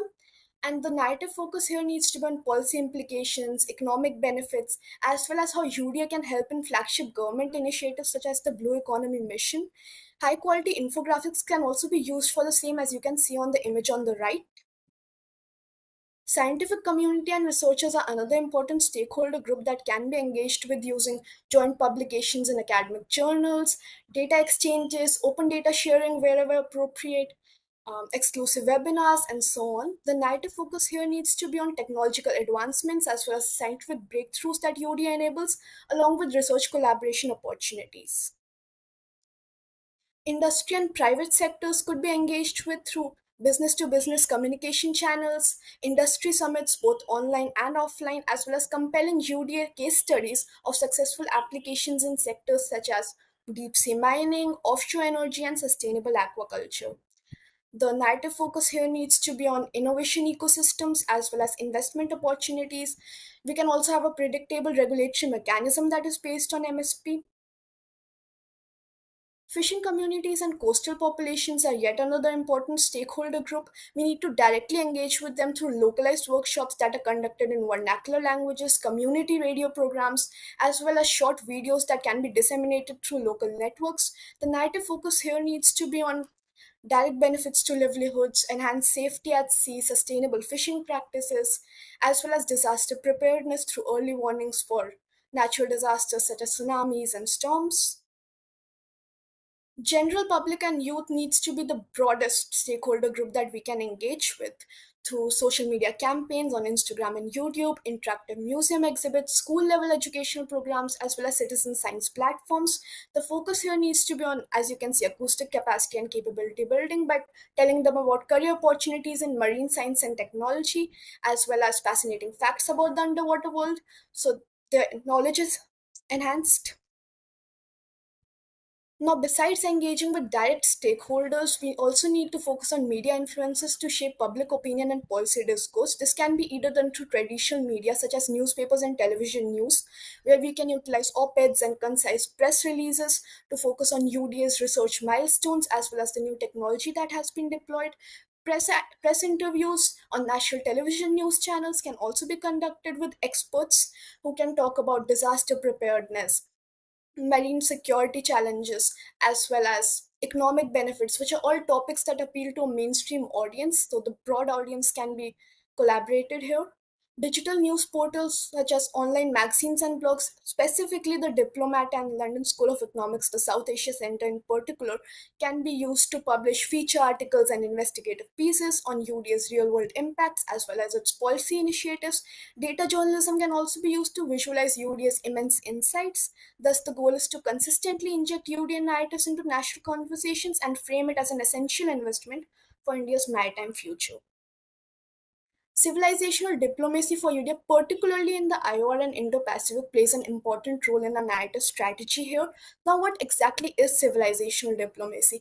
It focuses on common cultural ties, shared values, as well as historical connections to allow for genuine collaboration. This can be done through joint cultural festivals and maritime heritage exhibitions that celebrate UDA's role in, shared ocean histories, nautical histories, as well as oceanic folklore that can create a common emotional ground for collaboration. Academic and expert exchanges can be facilitated between marine scientists, policymakers, as well as historians. The report that you can see on the right is a project report that is based on the UDA framework and that was recently submitted to the Niti Aayog. It forms a really good example for this.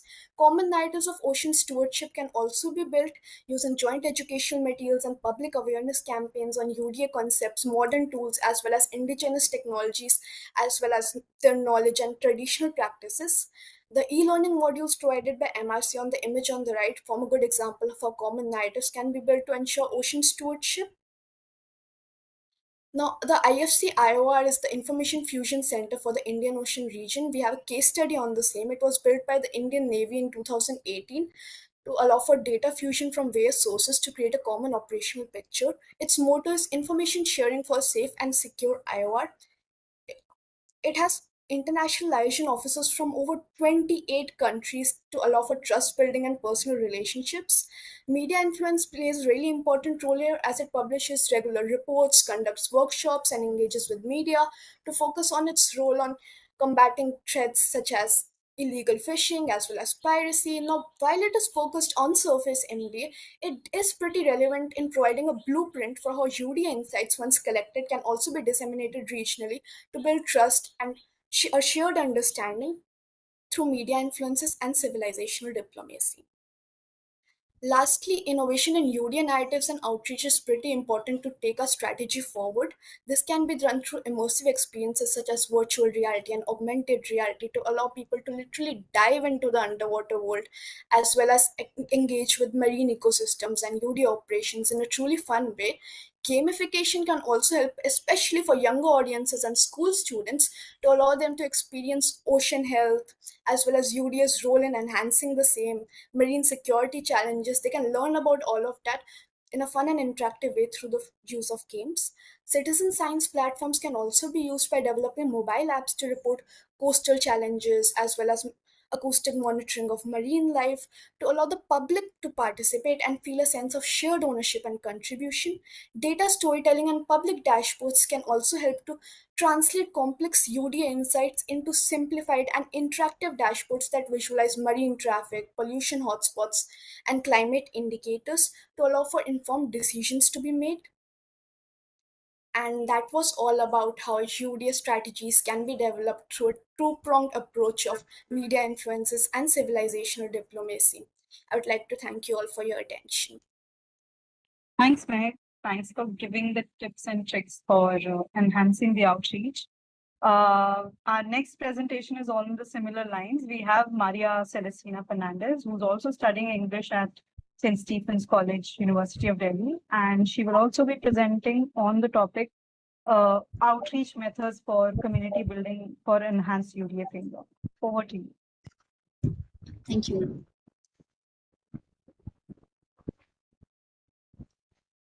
Good evening, everyone. I'm Maria Celestina Fernandez, a UDA Summer Intern at Maritime Research Center, currently pursuing an undergraduate degree in English from St. Stephen's College.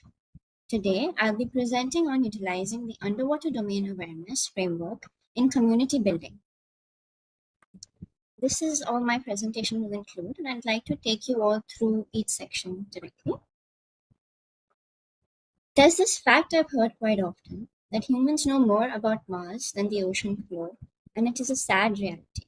Prior to this internship, I was probably in the same boat, thinking the ocean is sublime, beautiful and dangerous at the same time. But now that I've begun to think about the Earth's vast blue expanse in a strategic manner, and the many roles and resources it has in influencing life, politics, security, economics, and can decidedly claim that the ocean is no longer just sublime in my understanding. One of the things that jump-started this change in perspective is the Underwater Domain Awareness document developed, proposed, and promoted by the Maritime Research Center. What is the UDA? To surmise, it is a comprehensive document that encourages multi-stakeholder collaboration across government, academia, industry, and coastal communities, skillfully combining innovative technological solutions and their strategic implementation, while keeping sustainability in mind. With a key focus in the Indian Ocean region, it addresses gaps in technology, policy, and human resource development, especially in tropical waters where conventional systems underperform. To look at the 4 pillars and to familiarize the framework, the first being blue economy, wherein sustainable use of resources for economic growth, improved livelihoods, and the preservation of ocean ecosystem health is prioritized. Next, strategic security encompasses a nation's or an organization's ability to proactively identify, assess, mitigate threats in the underwater environment to safeguard its interests. As you can see in the diagram, the third pillar being sustainability and climate change, that involves the management of underwater resources and activities to ensure their long-term availability, ecological health, while climate change encompasses the impacts of a warming planet on the underwater environment, such as sea level rise, ocean acidification, and changes in the marine ecosystem. Last is digital transformation, that involves integration of advanced digital technologies to enhance understanding and management of underwater environments. For immediate and effective community building, we need to look at the frontiers of ocean governance, that are our coastal regions. Coastal populations are frontier stakeholders in underwater activities. Not only do they provide ground-level insights, but also hold on to traditional knowledge and local practices that could benefit from modified methods being encouraged. To look at the benefits of community building, first and foremost, to keep in mind is that you curate your audience by sharing your knowledge and providing a space for discussions and thought that lead to action. Community building opens up avenues into trade by roping in industries that deal with ocean resources and related products on the regular. The second avenue being through students and into institutions to impact generations that will carry this framework forward in the future. It would find space in government policies to safeguard and enhance governance on land and underwater by working on the gaps that occur, modifying traditional knowledge to better develop a more nuanced approach in countering difficulties that rise up. To talk about the community building methods that MRC as a platform endorses in the regular, by holding webinars and seminars like the Indo-Japan webinar that was held on the World Oceans Day and featured key research ideas discussed by scholars from both nations. More about this is available on the MRC website under UDA Dialogue section. The second is paper presentations and research done by researchers, interns, staff at MRC, and domain experts who contribute to the UDA Knowledge Center and the UDA Digest, respectively. Third is the workshops, like the Forestry and Capacity Building Workshop, which was a 3-day event that was also endorsed by the Ministry of Environment, Forest and Climate Change. Fourth being public meetings with key figures, like the one with Ms. Navanita Chakrabarti, Joint Secretary of the Indo-Pacific and the ASEAN, as you can see in the picture towards the right. Fifth being field visits to discuss the 100 Coastal Warriors Initiative, a flagship initiative wherein field visits were conducted to the coastal regions of Ratnagiri and Guhagar in Maharashtra and Veraval in Gujarat 2024 and 2025 respectively. These visits aimed at engaging with local stakeholders, assessing ground realities, and aligning MRC's technological innovations, particularly the Area Production Yield (APY) tool, in empowering grassroots leaders across India's coastlines through skill development, sustainable livelihoods, and marine ecosystem stewardship.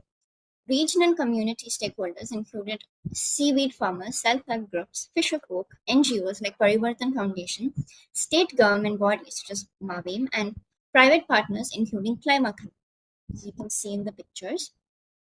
These interactions revealed rich community knowledge, but also uncovered systemic gaps in administrative support, technical training, access to infrastructure, and integration between civil society and government programs.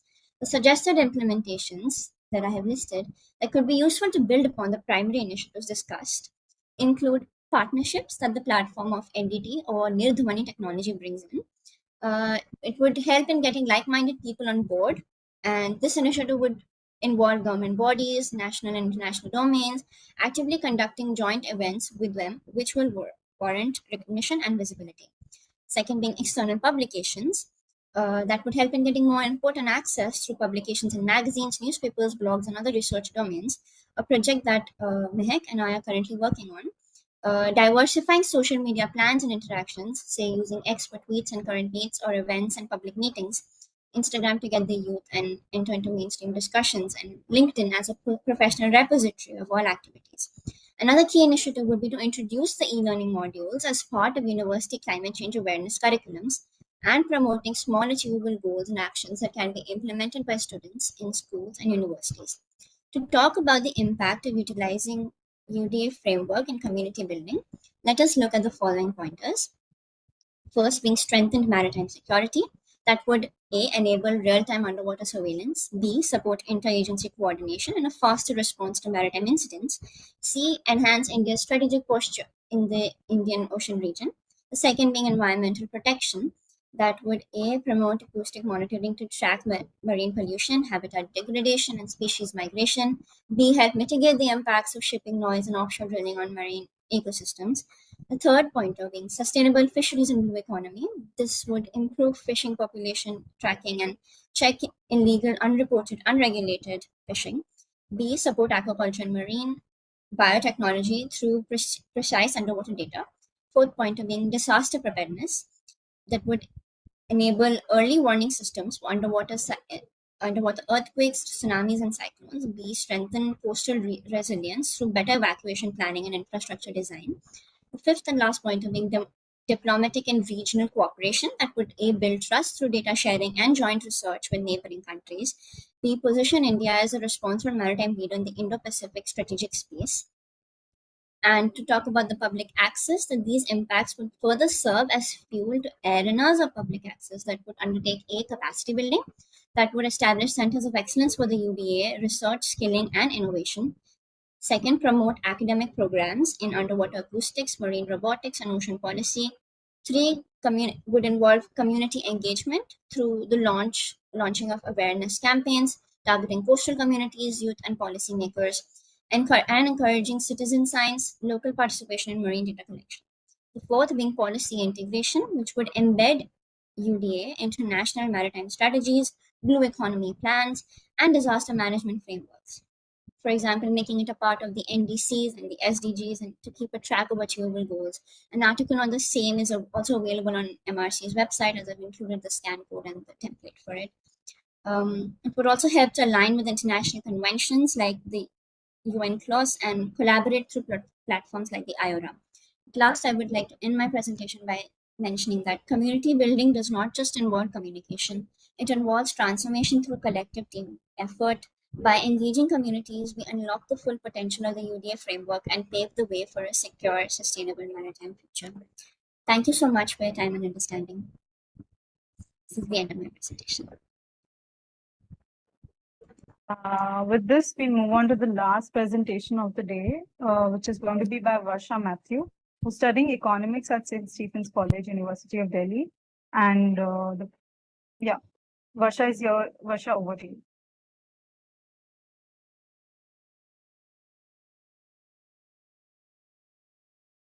Hello everyone, I hope you can see my presentation. I'm Varsha Matthew and I'm currently pursuing economics at St. Stephen's College, and I'm going to be presenting my research on the blue economy accounting frameworks while focusing on sectoral analysis, methodology comparisons, and some of the expected outcomes today.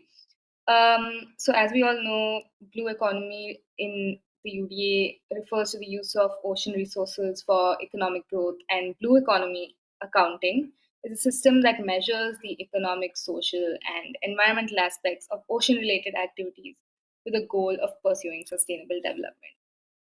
So my research objectives that I have been tasked with is to compare and assess leading blue economy accounting frameworks to analyze certain sectoral impacts. This is in the economic and social sectoral domains as well.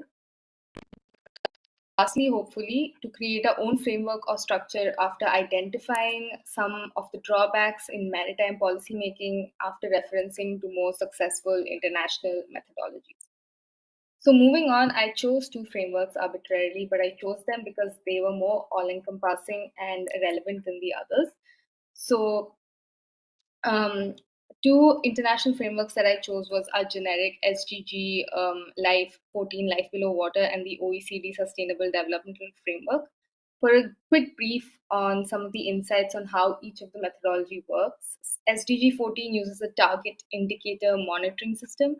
There are 10 targets, and attaining this target is measured by 10 respective indicators. Just to give an example, the first target is reducing marine pollution, and the indicators to assess this are the Coastal Eutrophication Index, which measures the potential for nutrient enrichment in coastal waters, and floating plastic debris intensity.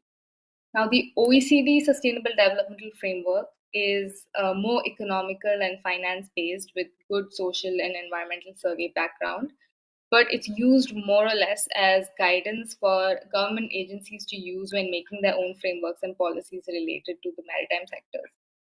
Now, both the international frameworks I've chosen can act as good frameworks for comparison or study when referring to our own specific maritime policy, as they're very structurally sound and exist to direct international cooperation towards sustainable development efforts. Now, for India, I chose two projects. One is the Sagarmala program, and the other is the Draft Blue Economy that was released by the Ministry of Earth Sciences in 2021. Now, in my comparative matrix, I have these two projects haven't been finalized and are currently in the process of being prepared, but their progress is covered in the public domain. And using our international methodologies, I have sort of made a comparative matrix where we sort of analyze the targets in these methodologies and compare them to the Indian projects and analyze the drawbacks. Using this, we can sort of compare the drawbacks, compare the gaps in Indian policy and Indian maritime policy. So moving on, some of the gaps that I have actually found in my comparative matrix while making it are very technical.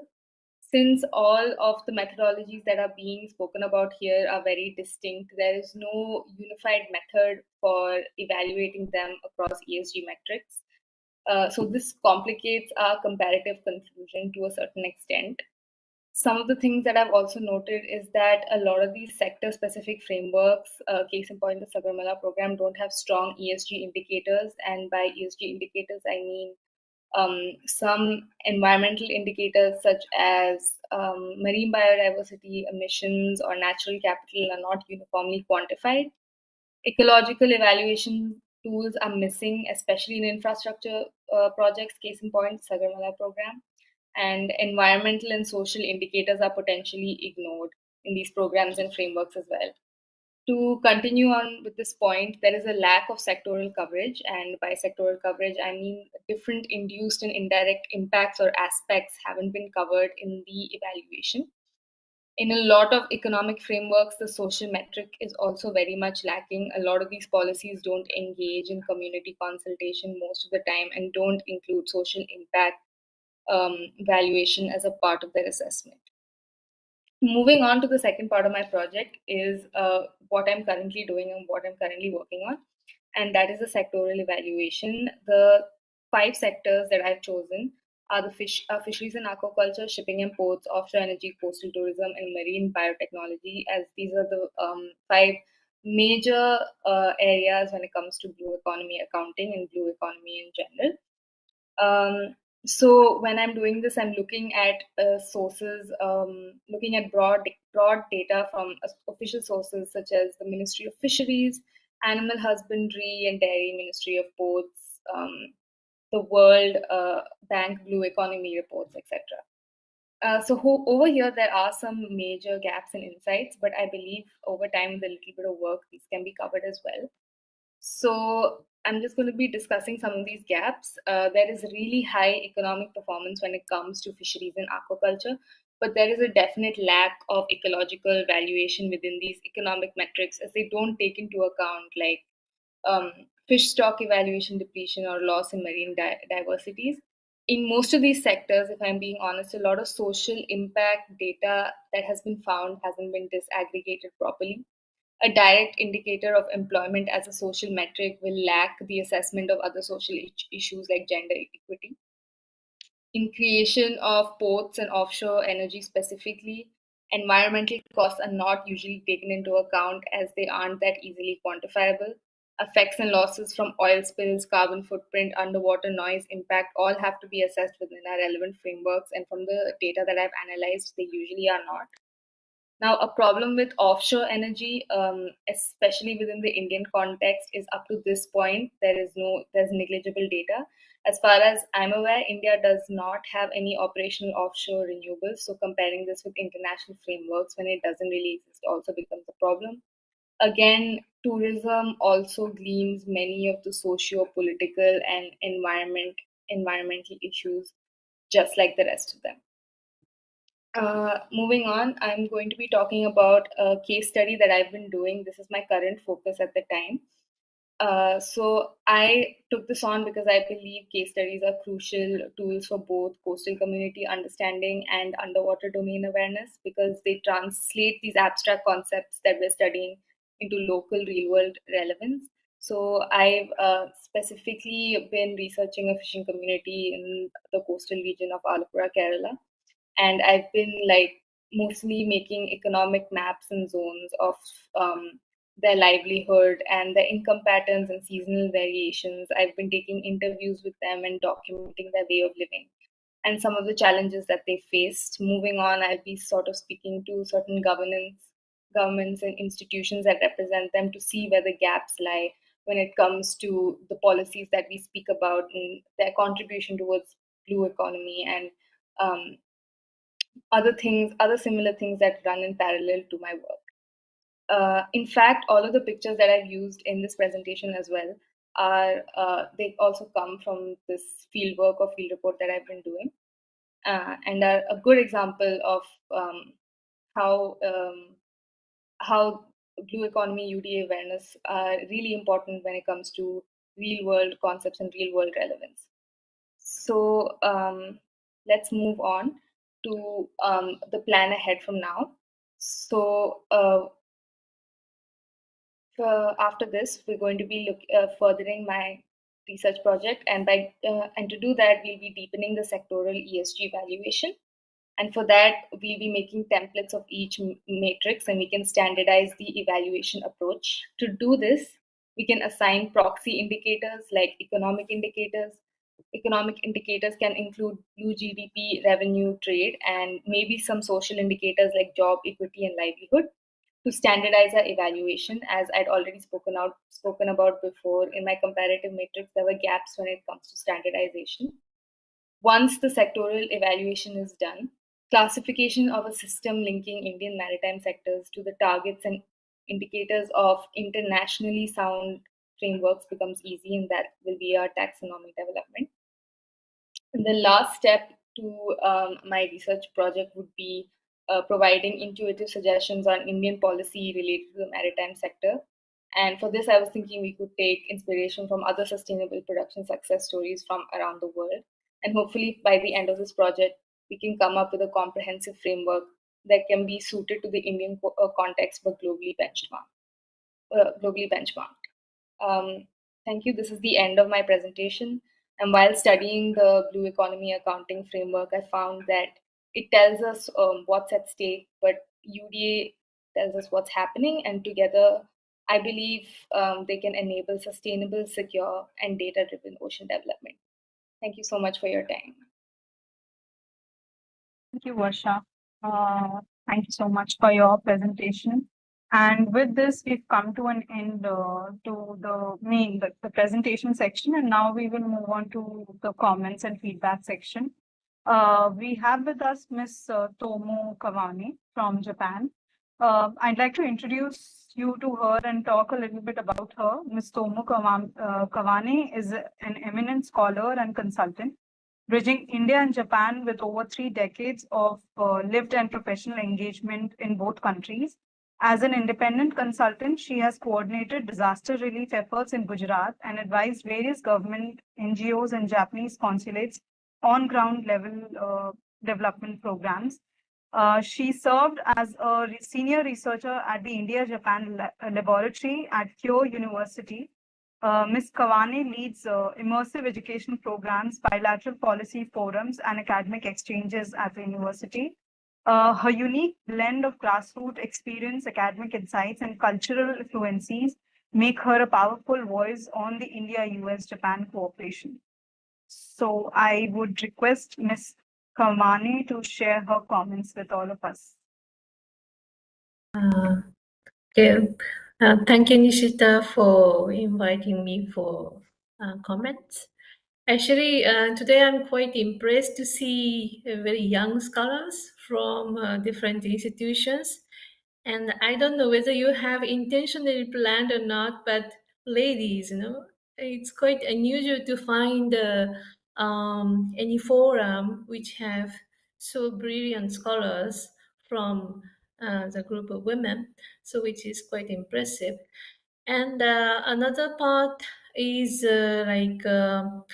I quite like the approaches done by the scholars to focus on the intersection between humans and the nature, which is quite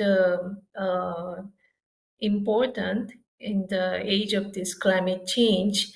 And I would like to say that probably we could have looked into some, how should I say, international agreement aspect, probably to put more focus on that, because that is one of the major drives that the way we are working on climate change adaptation, and that aspect could be incorporated.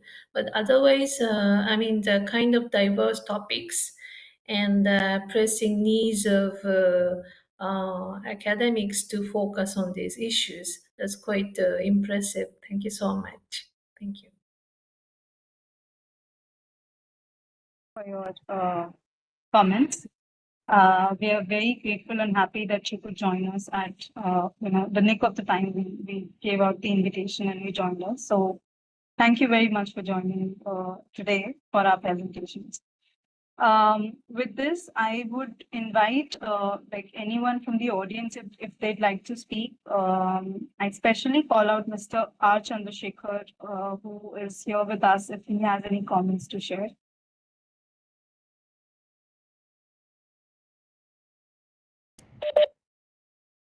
Hello, good evening. Thank you, Nishita.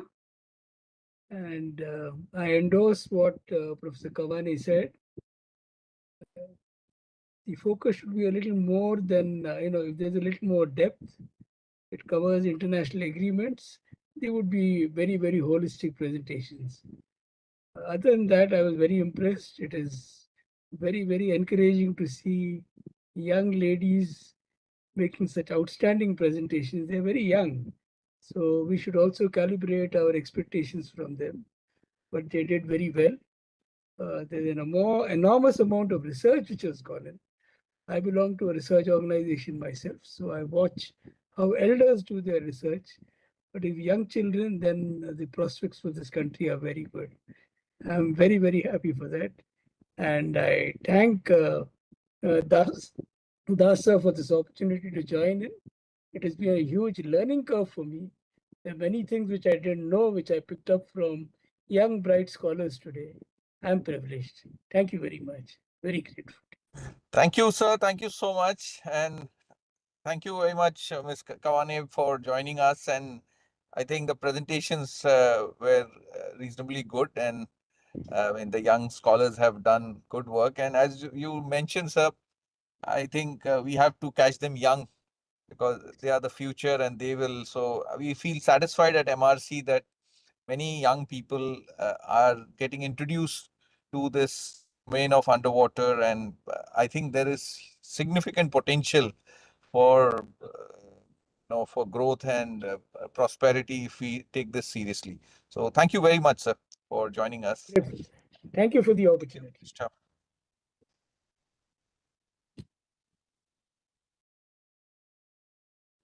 Mr. You are muted.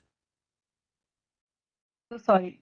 I think we'll move on to the last segment and I'll deliver the vote of thanks now. So as we draw this insightful session to the close, it is with great privilege that I propose the vote of thanks on behalf of the entire organizing team at the Maritime Research Center. First and foremost, I would like to express our heartfelt gratitude to our esteemed keynote speakers and the assessors for so generously sharing your expertise, time, and perspective with us. Your insights have been truly enriching and thought-provoking. A special thanks to the presenters. Your hard work and research were full on display today, and your contributions made the session very dynamic and inspiring. I would also like to acknowledge the organizing team, the technical staff, and behind-the-scenes coordinators for ensuring everything runs smoothly. We invite you to view and share the images from today's session, which will be made publicly available in a day or two. And once again, thank you for being part of this event. We hope to see you again in our future initiatives. Have a great day ahead. Thank you, everyone. Thank you, Nishtha. Thank you, Shreya and Ayush, for the behind-the-scene thing. Ms. Kawane, thank you very much for joining us. Really appreciate, and we'll keep in touch. Thank you so much. Thank you. Thank Sure, you. sure. Thank you so much.